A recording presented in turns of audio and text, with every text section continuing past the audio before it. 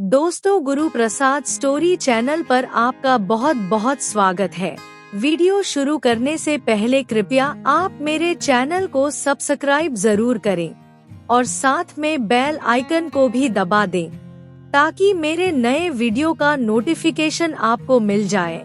और अगर वीडियो अच्छा लगे तो कृपया लाइक, कमेंट और ज्यादा से ज्यादा शेयर करें। अब देर न करते हुए आज की साखी शुरू करते हैं।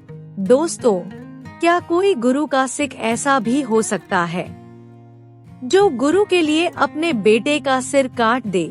लेकिन दोस्तों, इतिहास में ऐसा हुआ है। जब गुरु को पता चला तो गुरु ने क्या किया, देखते हैं इस साखी में। दोस्तों, बहुत पहले की बात है। उस समय पाकिस्तान नहीं बना था। ये वाकया लाहौर के एक गांव का है जिसका नाम शाहजहांपुर था, जहाँ पर दो बाप बेटे रहते थे। वो बहुत गरीब थे। वो दोनों ही मजदूरी का काम करते थे और किसी तरह से अपने घर का गुजारा कर रहे थे। वो गरीब जरूर थे, लेकिन उसके बाद भी अपनी कमाई का कुछ हिस्सा गुरु घर में जरूर दिया करते थे। दोनों बाप बेटे गुरु घर को बहुत मानते थे और बड़ी श्रद्धा से रोज काम पर जाने से पहले गुरुद्वारे माथा टेकने जरूर जाया करते थे। जब भी उनको वहाँ पर गुरुजी के आने का पता चलता तो वो वहाँ पर गुरुजी के दर्शन करने जरूर जाते। एक बार की बात है, श्री गुरु अर्जुन देव जी उनके गांव शाहजहांपुर पहुँचे हुए थे। जब उन लोगों को गुरुजी के आने की खबर मिली तो दोनों बाप बेटा गुरुजी के दर्शन करने के लिए उनके पास पहुँचे। उस गांव में जितने भी अमीर लोग थे वो गुरुजी के आगे प्रार्थना कर रहे थे कि गुरुजी, आप हमारे घर आकर भोजन जरूर करें। गुरु अर्जन देव जी जिस गांव में भी जाते थे वहां पर कुछ दिन जरूर रुकते थे और इसलिए वो अलग अलग घरों में जाकर भोजन ग्रहण करते थे। गुरुजी के साथ संगत भी होती थी। जब दोनों बाप बेटे ने ये देखा तो उनके मन में भी ख्याल आया कि हम भी गुरुजी को अपने घर में बुलाकर भोजन जरूर करवाएंगे। लेकिन दोनों बाप बेटे की कमाई इतनी ही होती थी कि उनके घर का गुजारा भी बड़ी मुश्किल से चलता था। दोनों बाप बेटे इसके बारे में बैठकर सोचने लगे कि क्या किया जाए। फिर उन्होंने एक उपाय सोचा। उनके गांव में एक हलवाई था जिसका नाम जगत राम था। दोनों बाप बेटा जगत राम के पास पहुँचे और जाकर कहने लगे, भाई जी, हम दोनों की इच्छा है कि हम गुरुजी और उनके साथ आए हुए सिखों को भोजन करवाएं। इसलिए आप हमारे लिए 50 लोगों का भोजन तैयार करवा देना और इस पर जितना भी खर्चा आएगा वो हम आपको थोड़ा थोड़ा करके वापस कर देंगे और साथ में ब्याज भी दे देंगे। कृपया करके आप हमारी मदद करो, हम आपके सारी उम्र ऋणी रहेंगे। भाई जगत राम ने दोनों बाप बेटे की बात सुनकर कहा, ये सब कुछ तुम गुरु जी के लिए करना चाहते हो, इसलिए मैं तुम्हें मना नहीं करूँगा। जब जगत राम ने सहमति दे दी तो दोनों खुश होकर गुरु अर्जन देव जी के पास पहुँचे और जाकर उनसे प्रार्थना की कि गुरुजी, आप हमारे घर भोजन कीजिए। गुरु अर्जुन देव जी जाने जान थे, वो सब कुछ जानते थे, इसलिए वो बोले, जाओ आप लोग भोजन का इंतजाम करो, हम लोग आपके घर भोजन करने जरूर आएंगे। उस समय बहुत से लोगों ने गुरुजी को अपने घर भोजन करवाने के लिए नाम लिखवा दिया था। दोनों बाप बेटे भी नाम लिखवा कर वापस आ गए और खुशी खुशी हलवाई जगत राम के पास पहुँचे और जाकर उससे बोले, भाई जी, जो भी सामान लगेगा आप उसको लिखकर हमें पर्ची बनाकर दे देना, हम उस सामान का इंतजाम कर लेंगे। दोस्तों, कलयुग में ऐसे लोग भी बहुत होते हैं जो दूसरों का रास्ता रोकने की कोशिश करते हैं। ऐसा ही एक आदमी उनके पड़ोस में भी था। वो काफी अमीर था, लेकिन उसकी नीयत खराब और वो घमंडी किस्म का आदमी था और कंजूस भी बहुत था। जब उस अमीर आदमी को पता लगा कि दोनों बाप बेटे गुरुजी और उनके सिखों को भोजन करवा रहे हैं, तो वो अंदर ही अंदर जल भून गया और सोचने लगा कि अगर इन गरीबों ने ही गुरुजी और उनकी संगत को खाना खिला दिया तो फिर मेरे अमीर होने का क्या फायदा।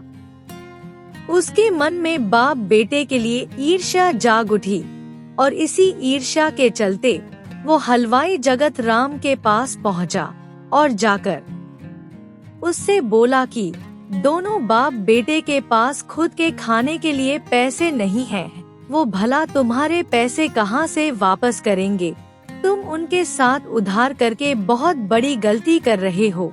सेठ की बातें सुनकर हलवाई जगत राम सोचने लगा और बहुत देर सोचने के बाद उसने दोनों बाप बेटे को अपने पास बुलाया और उधार देने से मना कर दिया और साथ में ये भी कहा कि मैं ये कर्ज का बोझ बर्दाश्त नहीं कर सकता, या तो आप लोग मुझे पूरे पैसे दे दो, नहीं तो मैं भोजन तैयार नहीं कर सकूंगा। हलवाई की यह बात सुनकर बाप बेटा बहुत निराश हो गए और निराश मन से घर वापस लौट गए और चिंतित मन से कोई उपाय सोचने लगे। लेकिन जब उन्हें कोई रास्ता नजर नहीं आया तो बेटे ने कुछ सोचकर अपने बाप से कहा, पिताजी, गुरु अर्जन देव जी भगवान का रूप है। अगर वो हमारे घर से बिना भोजन किए चले गए तो ये हमारे लिए बहुत बड़ा पाप होगा। मैं गुरु जी को भोजन करवाने के लिए कुछ भी कर सकता हूँ। फिर उसने कुछ सोचकर कहा, पिताजी, मेरे पास एक रास्ता है। अगर हम दोनों रात को मिलकर पड़ोस वाले सेठ की दुकान में सेंध लगाकर अंदर घुस जाएं और चोरी से वहां से राशन का सामान निकाल लाए।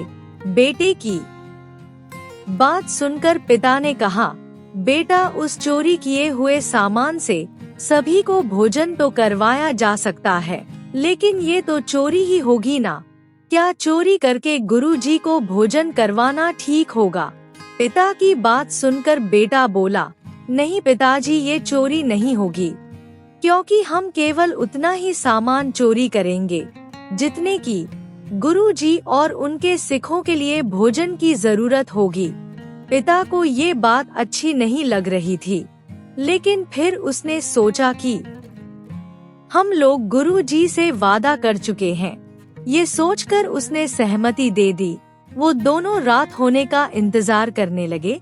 जब रात हुई तो दोनों बाप बेटे सेठ की दुकान में चोरी करने चले गए। दोनों ने बड़ी सावधानी से दुकान की दीवार तोड़ी और फिर सेंध लगाकर दुकान के अंदर घुस गए और फिर जितना सामान भोजन के लिए चाहिए था उतना बाहर निकाल लिया। बाप खुद बाहर ही खड़ा था और बेटा अंदर से सामान बाहर निकाल रहा था। जब सारा सामान पिता को पकड़ाने के बाद वो बाहर निकलने लगा तो उसका शरीर दीवार में फंस गया। बाप ने अपने बेटे को बाहर निकालने की बहुत कोशिश की, लेकिन वो कामयाब नहीं हुआ। सेठ अपनी दुकान सुबह सुबह ही खोल दिया करता था। अब उसका आने का समय भी हो गया था। ये देखकर बाप अपने बेटे से कहने लगा, बेटा, अब क्या होगा? अगर ये सब कुछ गांव वालों को पता चल गया कि हमने गुरुजी को भोजन करवाने के लिए चोरी की है तो हमारी बड़ी बदनामी होगी। हम किसी को मुंह दिखाने लायक भी नहीं रहेंगे। बाप की बात सुनकर बेटा बोला, पिताजी, किसी को कुछ नहीं पता चलेगा और गुरुजी भी हमारे घर में भजन जरूर करेंगे।